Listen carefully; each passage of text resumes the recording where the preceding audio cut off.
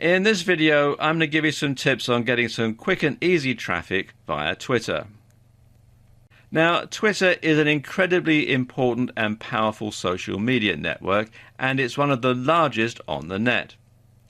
It has approximately 316 million monthly active users, and it has about 1 billion registered users. So, as you can see, it is quite extensive. And if one of your tweets gets retweeted by a prominent user and starts trending, then you could get more traffic than you know what to do with, which isn't a bad problem to have. One way to make sure that you get lots of mentions on Twitter is to make sure that your site has a follow us on Twitter button. Or better yet, you can add a Twitter feed to your website. And not only does this make it easy for people to follow you if they want to, but you're also going to be giving them a little taster of the kind of content they can expect if they do follow you. And of course, having a Twitter feed on your website has the added bonus of keeping your website looking active by filling it with new content. So every time you send a tweet on Twitter, it automatically updates your website.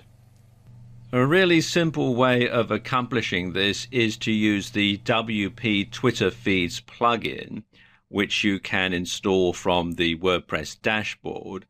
And what it does is it basically installs a widget which you can put in the sidebar of your blog, and every time you update your Twitter feed or every time one of the Twitter feeds that you're following gets updated, then it'll automatically update your website as well, and it does save you a lot of time and hassle. You can install it from within the WordPress dashboard, or you can come here to wordpress.org and then do a search for WP Twitter feeds and then just install it in the usual way.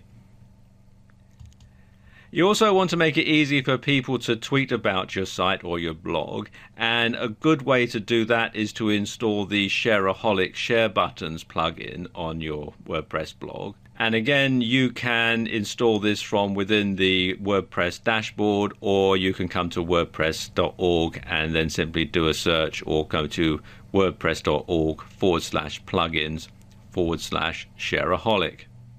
You should tweet regularly to Twitter, and your tweets should be interesting and they should tie in to your blog content. And you should include a link back to the post. A lot of people say that you should use link shorteners when you're tweeting on Twitter, but when you want to get people to link back to your website, you want to include the full URL to help you with your SEO, because that will count as a full link. Now, don't make your tweets salesy. You want to make sure that they have a lot of good, useful information for your Twitter followers, because that way they're more likely to get retweeted. So, what do I mean? Well, let's say you have a weight loss blog where you review different weight loss products and then sell them as an affiliate. Let's look at a bad example of a bad tweet. You could say something like, "Get ready for summer with this cool diet aid," and then you've got the URL, #supplements, #fitness, #fat burning. Well, that's very salesy, and people know that if they click on the link and go to your blog, they're just going to get a sales pitch, something that they don't really want. People don't like to be sold to. They like to have information so that they can make an informed decision, but something that's a blatant sales pitch is going to get ignored.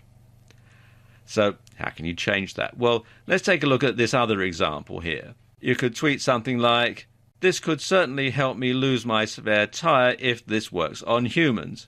And then the URL, #supplements, #fitness, #fat burning. Well, that invokes people's curiosity. People are going to think, if what works on humans? And they might be more inclined to click the article link just out of curiosity, and then they can read the article, and it should be an informative article, not a sales page, and then they may well buy the affiliate product. Another way to get traffic is to retweet tweets from other users that are relevant to your niche, because then that keeps your Twitter feed full of lots of different information. And of course, if you retweet people's tweets, they may well reciprocate and retweet your tweets. Something else that you can do is to use automated tools to keep your Twitter feed active. Now, one way you can really save time when you're updating Twitter is to automate it using a service like Buffer. And what Buffer does is it lets you write a whole bunch of tweets in one go. So whenever you have the time, you can sit down and you can write a whole bunch of tweets ahead of time.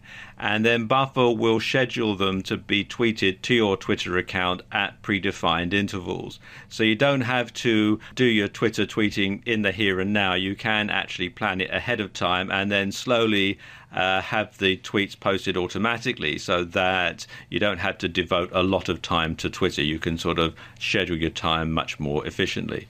And you can find out more about it at buffer.com. Bear in mind that Twitter works best and generates the most traffic when it's used in conjunction with other social media as part of a larger campaign.